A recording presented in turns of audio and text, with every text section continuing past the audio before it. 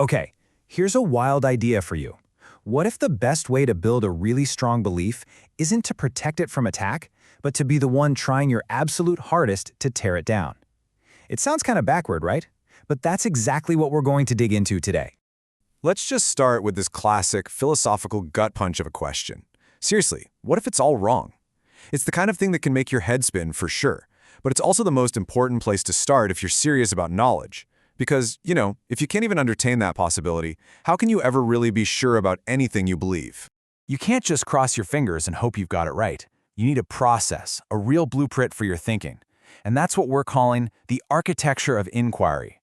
It's a structured way to build up your knowledge so it can actually stand up to some pressure. So let's really lean into this core analogy. Just imagine your entire system of beliefs is like a building. Now the big question is, what's that building sitting on? Is it solid, reliable bedrock? Or is it just shifting sand? And you can see the difference so clearly here. On one side, you've got those unexamined beliefs. These are the ideas built on sand, the stuff you just inherit, without really thinking about it.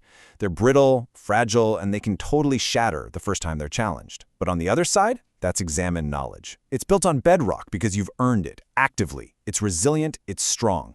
Our goal is to get from that shaky building to the solid one. All right, so how do we even start construction? Well, every great project starts with a blueprint, right? In the world of ideas, our blueprints are questions. They are the absolute best tools we have for designing and testing our thinking before we even lay a single brick. The classic tool for this is, of course, the Socratic method. And the key thing to remember is that it's not about winning a debate. It's a team sport, a cooperative search for the truth. By asking and answering questions, we start to see all the hidden assumptions and the weak spots in our own logic, so we can fix them before they cause the whole structure to collapse. And this really gets to the heart of it all. To be truly truthful, veracious, you can't start from a place where you think you know everything. Real, honest inquiry begins with the humility to just admit what you don't know. That's the fuel. Recognizing your own ignorance is what actually kicks off the search for truth. So, the point is, questions aren't just some abstract philosophical game. They are incredibly practical tools. We use them every day to check if a claim has any actual evidence, to figure out if we can trust a source, and in science, they're how we form the hypotheses that lead to huge discoveries. They are the engine that drives us forward. Okay, we've drafted our blueprint with questions. Now comes the really interesting part. A good architect doesn't just hope the building will stand up. They run a stress test. They apply intentional pressure to find the weak points. In our architecture of inquiry, that stress test is doubt. Now, this isn't just random, vague doubt. It's methodological doubt. This was made famous by the philosopher René Descartes. His whole game plan was to systematically doubt every single thing he thought he knew, no matter how obvious it seemed. He wanted to see if anything, even one thing, could survive that intense scrutiny. And after doubting literally everything, the world around him, his own body, even the laws of math, he landed on this one unshakable truth. He realized that the very act of doubting proved that he, the person doing the doubting, had to exist. He couldn't doubt his own existence as a thinking thing. And this just shows you the incredible power of this method. I mean, think about it. He unleashed a hurricane of doubt on his entire worldview, and this single powerful idea was the only thing left standing. This became his bedrock, the one solid piece of foundation he could use to try and rebuild all of knowledge. Okay, now it's really, really important we get this distinction right. Methodological doubt is a tool that you use to find the truth. It's a temporary process, and the whole point is to find a solid foundation. Radical skepticism is totally different.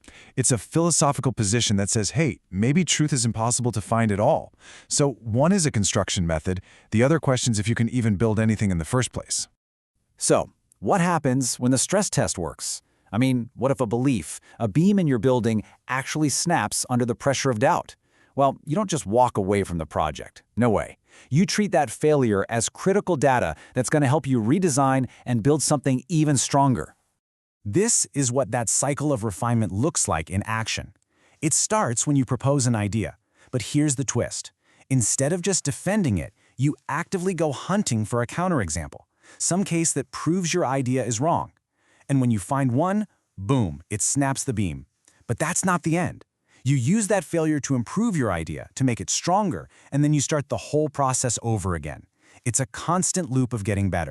And if this sounds a little abstract, well, guess what? It's exactly how science works. An experiment is just a really smart way of putting a question to nature. When an experiment gives you a result that contradicts your hypothesis, scientists don't just throw up their hands and quit. They use that new data to refine the hypothesis and design an even better experiment. All right, so let's zoom out and look at the big picture here. The ultimate goal isn't to build some final, perfect skyscraper of knowledge that never, ever changes. The real goal is to get good at the method of building itself, to become a truly skilled architect of your own understanding. And why should you care about any of this? Well, for one, this process is the best possible defense against dogmatism. You know, that smug feeling that you're always right. It makes sure that your beliefs are earned through hard work, not just passively accepted. It keeps you curious, it keeps you searching, and it builds a foundation of knowledge that is genuinely tough and resilient. I think this quote just captures the whole idea perfectly. It's a cycle. The point isn't to just live in a state of permanent doubt. It's to use doubt as the very tool that lets you build beliefs that are actually worthy of your confidence. So I'll leave you with this. We all have a building of beliefs, right? Some parts are probably rock solid, others maybe a little shaky.